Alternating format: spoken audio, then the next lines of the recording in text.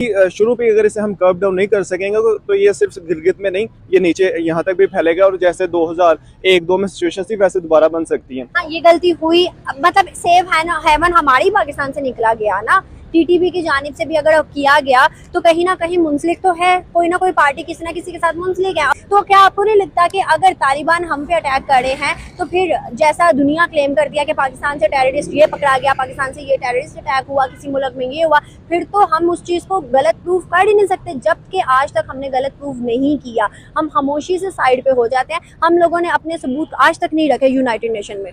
नहीं, जाहिर है कोई भी कंट्री टेररिस्ट को पसंद तो नहीं करती। हमने भी कोशिश की है कि हमारे पाकिस्तान में सारे टेररिस्ट जितने भी ख़त्म हों, उनके खिलाफ कोशिश तो की है हमारी, जाहिर सी बात है। अगर ये पीस अचीव हुआ है तो इसके पीछे कोशिशें तो थी।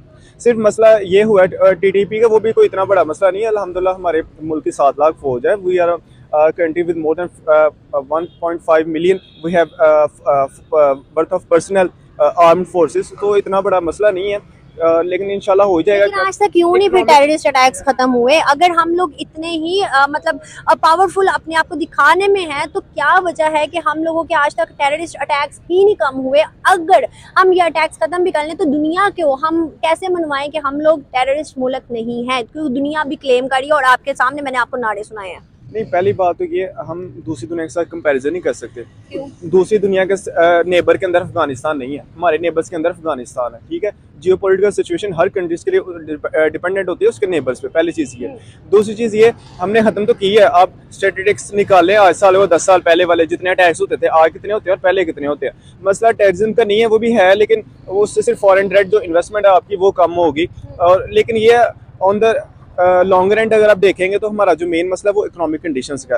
इकोनॉमिक कंडीशंस भी जब तक हमारी एक्सपोर्ट्स नहीं ज़्यादा होती, जब तक हमारी फॉरेन डायरेक्ट इन्वेस्टमेंट नहीं आती, जब तक हमारी रेमिटेंस नहीं ज़्यादा होते और जब तक हमारी एक्सपोर्ट्स नहीं ज़्यादा होती, बस यही 4 जरिए होते हैं डॉलर्स कमाने के। तो जाहिर सी बात है हमें सबसे ज़्यादा फोकस होना चाहिए एक्सपोर्ट्स में। एक्सपोर्ट्स में भी IT की तरफ अगर हम ज़्यादा फोकस करते हैं तो उससे हम मैक्सिमम रीगेन कर सकते हैं। इस टाइम इंडिया की IT के एक्सपोर्ट्स $150 बिलियन हैं, पाकिस्तान के हाफ GDP। तो आप सोच भी नहीं सकते जितना उसमें पैसा IT में। और लेकिन हम वही बस सारा पाकिस्तान कपड़ा बेचने में लगा हुआ है, औरतें ने कुछ भी नहीं आता, बस कपड़ा बेच लो। IT की तरफ जाना चाहिए, नई टेक्नोलॉजी की तरफ आना चाहिए। अभी जो सिर्फ टिकटॉक है वो $200 बिलियन का सिर्फ ऐप है, सिंगल ऐप।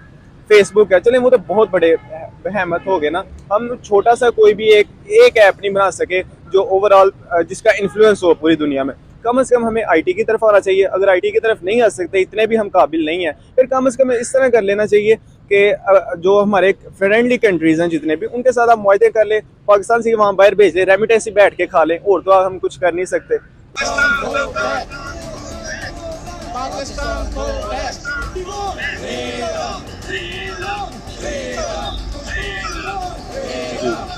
मुझे बताइएगा सर, इसका कितना बैड इफेक्ट पड़ने वाला है? क्योंकि आपको भी पता है कश्मीर और गिलगित एक ऐसी रियासत, ऐसी जगह है, ऐसी हम कह सकते हैं स्टेट्स हैं जो कि इंडिया से ली गई हैं, और अब इसको अगर हम रिलीफ नहीं देंगे तो कितना बैड इफेक्ट आने वाला है पाकिस्तान पे।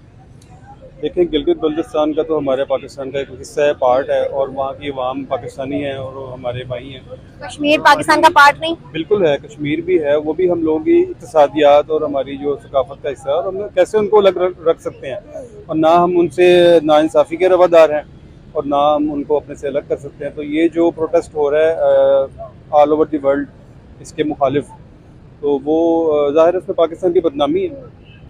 तो सर हम करते हैं उनके लिए कुछ, तो आज ये होता ही ना, हमने तो कुछ किया ही नहीं। अब देखें ना, इंडिया के कश्मीर के अंदर दुनिया भर के टूरिस्ट जा रहे हैं, वो इतने खुश हैं, इतना पैसा उनके पास आ रहा है, और हमारे यहाँ पर कश्मीर आप एक दफ़ा विजिट करें वो रोड हो रहे हैं, वो कह रहे हैं टूरिस्ट नहीं आते, और अगर आते भी हैं तो इतनी महंगाई देके कुछ इतना खास नहीं होता। इसमें हमारी गवर्नमेंट ने जो वजारत है सैर सयाहत की, शायद उसमें इतना कोई काम नहीं किया। और वैसे भी हमारे यहाँ हालात इस तरह के कुछ क्रिएट किए गए पिछले 5-6 साल में कि इनको अपनी, तो आपको पता है कि कोई होश नहीं है, आवाम को रिलीफ नहीं मिल रहा है जो अपने यहाँ पे रह रहे हैं। तो कश्मीर का क्या वो रिलीफ देंगे कि जब अपनी आवाम की कुछ इसमें उनका कोई इंटरेस्ट नहीं है। तो बस ये हमारी गवर्नमेंट की पॉलिसीज़, उनकी इंटरेस्ट और उनकी प्रायोरिटीज़ पे डिपेंड करता है सारा। इंडिया के एक्स जो आर्मी चीफ थे उन्होंने ये कहा था कि सब्र रखो, अपनी आवाम को कहा था सब्र रखो, खुद ब खुद देखना कुछ ही अरसे में गिलगित और कश्मीर हमारे पास आ जाएगा। क्या आपको ये वक्त नजर आ रहा है कि इंडिया क्लेम कर सकता है, क्योंकि इस टाइम पावरफुल कंट्री है और यूनाइटेड नेशन में उसकी मानी भी जाती है। जो फॉरेन मिनिस्ट्री या खारजा पॉलिसी है उनकी कमजोरी की वजह से ये सब हुआ है कि उन्होंने इंटरनेशनल फोरम पे ये मामला तो उठाए नहीं, डिफेंस नहीं किया, बल्कि मेरा ख्याल है कि चंद साल पहले साबका हुकूमत में कश्मीर इशू को वैसे ही ख़त्म कर दिया गया, सब जानते हैं, ऑन दी रिकॉर्ड बात है।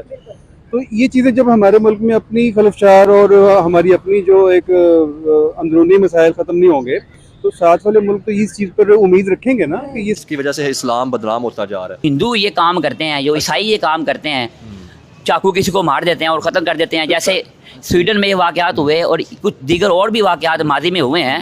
तो दहशतगर्दी का निशाना तो हर कौम है, मगर वो कौमी सतह पर उसका ताल्लुक नहीं होता, वो इनफरादी सतह पर कोई ना कोई ज़ाती कमियां जो होती हैं बदले की सूरत में इनको उभारा जाता है कि बदला लो आप। तो बदले का ताल्लुक दीन से नहीं बनता ना। दीन तो कहता है कि तुम्हें जितनी तकलीफ पहुंचे तुम उतना ही उससे बदला लो, अगर ज़्यादा लोगे तो फिर अल्लाह के देनदार तो बनो। फिर सर हमारे जो पाकिस्तान के अंदर ये जो किया जाता है, कभी हिंदुओं के मतलब जो लड़कियां हैं उनको मज़हब इस्लाम कबूल करने के लिए फोर्स मैरिज की जाती है कि हिंदू मतलब जो है वो 14 साल 15 साल की बच्ची के साथ शादी की और उसको मज़हब कबूल करवा दिया, हिंदुओं के मंदिरों को तोड़ा जाता है, मुसलमान कर दिया। ये जो जड़ावाला में हुआ ये तो सर फिर मुसलमान मतलब जो है ग्रुप उन्होंने किया, तो इसके ऊपर फिर आप क्या कहना चाहेंगे? सर जबरी शादी तो गैर जबरी शादी का तसव्वुर दीन इस्लाम में नहीं है। और दीगर रह गया कि कुछ शादियां हुई हैं, लड़कियों ने खुद इकरार किया हमने बिला इकरार और जबर हमने इस्लाम कबूल किया। ये माजी में भी अखबार में भी चीज़ें आई हैं।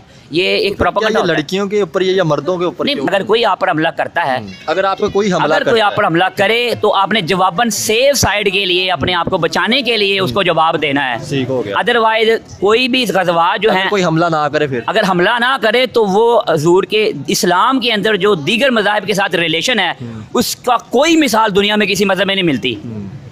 ये हजूर ने हजूर की बारगाह में नजरान से एक ईसाइयों का वफद आया, उनकी इबादत का टाइम हुआ, उन्होंने कहा हजूर हम इबादत करना चाहते हैं। तो आपने मस्जिद नबी के दरवाजे खोले कि आप यहाँ अपनी इबादत करें। अच्छा, ये दीन की ऐसी इंटरप्रिटेशन है कि जो बताई नहीं जाती।